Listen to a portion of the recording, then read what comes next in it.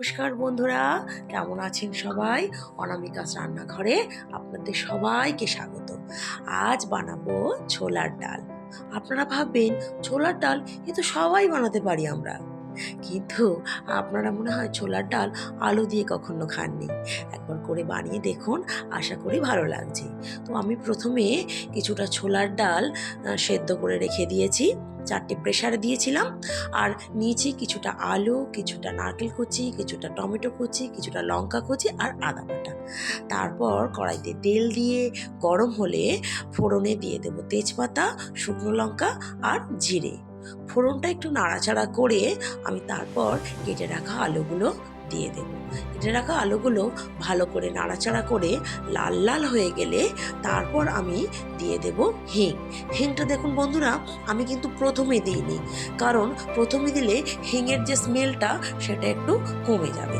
ওই জন্য আমি আলুটা ভাজার পরে দিয়েছি, যাতে হিঙের একটা সে স্ট্রং স্মেল থাকে, সেটা ভালো করে ডালের মধ্যে ইনহ্যান্স হয়। তারপর আমি দেখুন নারকেল কুচি দিলাম। এখানেও দেখুন আমি নারকেল কুচিটাও কিন্তু আলাদা করে ভেজে তুলে রাখিনি। নারকেল কুচিটা আমি আলু ভাজার পরে দিয়েছি, যাতে নারকেলের যে নরম বা শক্ত ভাবটা একটু মুখে ভালো লাগে।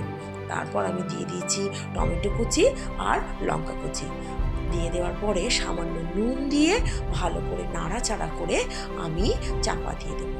চাপা দিয়ে আবারও ঢাকনা খুলে তার মধ্যে সামান্য একটু জল আর একটু আদা বাটা, হলুদ গুঁড়ো, লঙ্কার গুঁড়ো, ধনে গুঁড়ো আর জিরে গুঁড়ো দিয়ে আবারও খানিকক্ষণ কষিয়ে চাপা দিয়ে দেবো। কিছুক্ষণ পরে ঢাকনাটা খুলে আবারও কিছুক্ষণ নাড়াচাড়া করে যে সেদ্ধ ছোলার ডালগুলো ছিল সেগুলো আমি দিয়ে দেবো। দিয়ে ভালো করে নাড়াচাড়া করে নেব বেশ কিছুক্ষণ, যাতে মশলাটা সুন্দর করে কষে যায়। তারপর আবারও কিছুক্ষণ নাড়াচাড়া করে আমি চাপা দিয়ে দেব। চাপা দিয়ে দেওয়ার পরে ঢাকনা খুলে দিয়ে দেব সামান্য একটু জল। বেশি জল কিন্তু দেব না, কারণ আমরা রুটি বা লুচির সঙ্গে সাধারণত ছোলার ডালটা খেয়ে থাকি। বেশি ঝোল করলে কিন্তু ভালো লাগবে না, একটু গামাখা গামাখা হলেই তবে কিন্তু ভালো লাগবে। তারপরে আবারও ঢাকনাটা খুলে ভালো করে নাড়াচাড়া করে তার মধ্যে দিয়ে দেব ঘি আর গরম মশলা, আর দিয়ে দেবো সামান্য একটু চিনি। দিয়ে সামান্য নাড়াচাড়া করে দিলেই তৈরি হয়ে যাবে কিন্তু আলু দিয়ে ছোলার ডাল।